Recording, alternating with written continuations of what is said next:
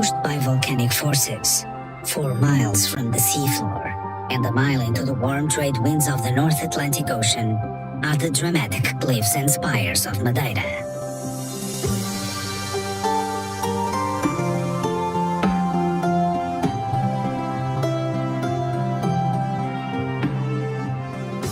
A place of legend since Roman and Viking seafarers first gazed upon these cliffs, Madeira's fertile slopes were eventually claimed by Portugal in 1419 and settled soon after.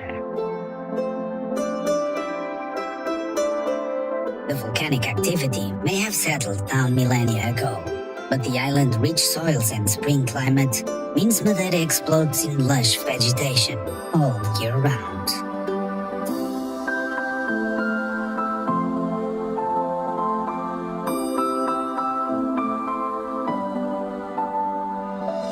Madeira's capital, Funchal, was named after a wild fennel which once carpeted its hillsides. Situated on the island's southern coast, and with a population of just over 100,000, this is the island's only true city. Madeira may be closer to Africa than it is to Portugal, but in Funchal, the textures of Lisbon are never far away. Walk streets paved with patterned stonework that evokes the spirit of Portuguese culture and pride. Explore centuries-old churches and homes which have endured pirate raids, German U-boat attacks, and earthquakes.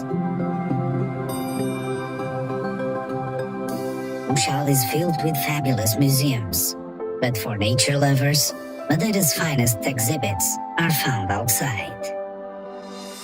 Set high on a sunny slope over the city, the botanical gardens of Madeira showcase the plants which thrive across the island's diverse biomes. The gardens feature rare species native to the island, as well as 100 more brought here by green-thumbed sailors and settlers throughout the ages. Just 2 miles away, at the Arieiro Gardens, stretch your legs along the trails that wind through sweet scented woodlands and exquisite flower beds centuries in the making.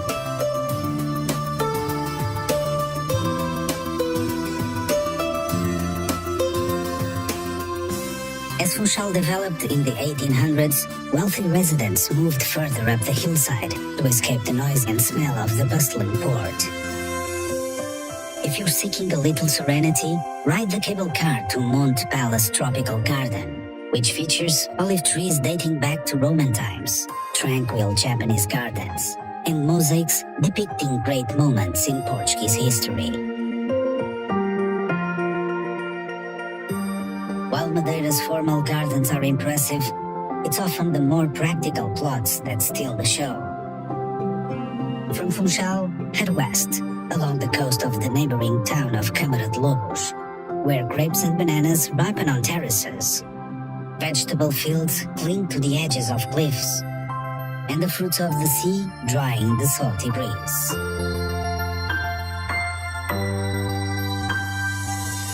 Câmara de Lobos is the gateway to Cabo Girão, one of the world's mightiest cliffs.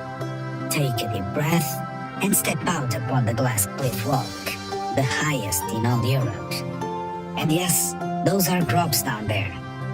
Madeira's farmers will plant wherever the soil is good, and the growing conditions at the base of Cabo Girão are the most highly prized on the island.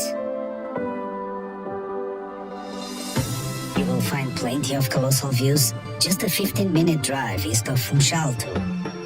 At Garajau, follow the steady gaze of the Sacred Heart statue out to sea, and watch divers far below enjoying the undersea gardens of the Marine Reserve.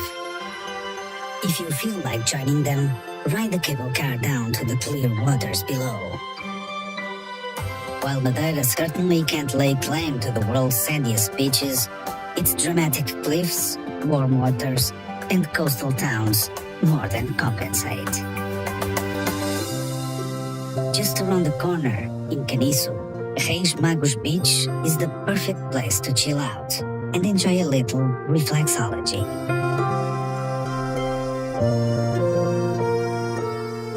You will find plenty of places to cool off in the neighboring Santa Cruz too. After your swim, follow the promenade beneath the battlements of Fort San Fernando, past palm trees and pastry shops, and into the whitewashed embrace of the old town.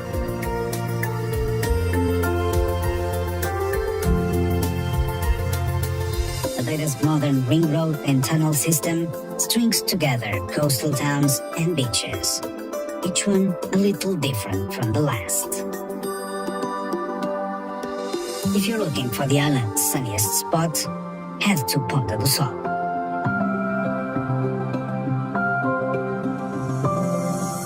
If you've got a sweet tooth, relax in a cafe in the old sugar town of Arco da Calheta and enjoy a homemade honey cake. And if the rumbling sound of breakers echoing off the cliffs is your idea of relaxation, spend a night or two at Pol do Mar. While Madeira's south coast offers the best sunshine, the north coast offers plenty of drama and adventure. Feel the power of the wild Atlantic in the natural swimming pools of Porto Moniz. From the town of Seixal, hike the levadas into Madeira's mist-covered interior. While at São Vicente, descend into the caves and lava tubes and learn about the volcanic forces which shape this island. After exploring Madeira's underground world, treat yourself to a blast of pure Atlantic air at Ponta de São Lourenço, the island's easternmost point. Follow the path along the narrow peninsula, which dips like a dragon's tail into the sea, only to resurface again in the far-off deserted islands.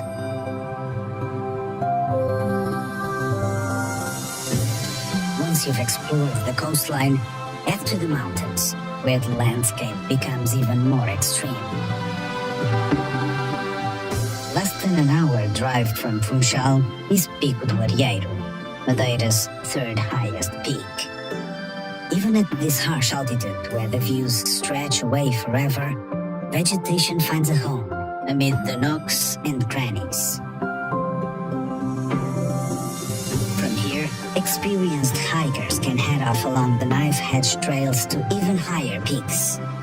The same peaks that guided Portuguese explorers to Madeira 600 years ago.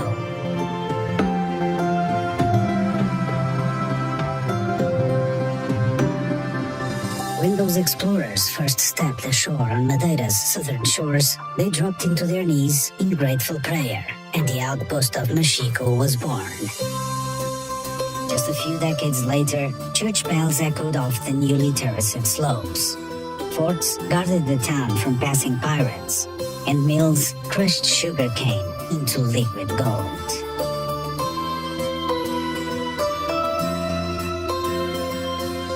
Each spring, the citizens of Machico and towns all across Madeira decorate their streets with floral carpets and give thanks for their island's riches and bounty.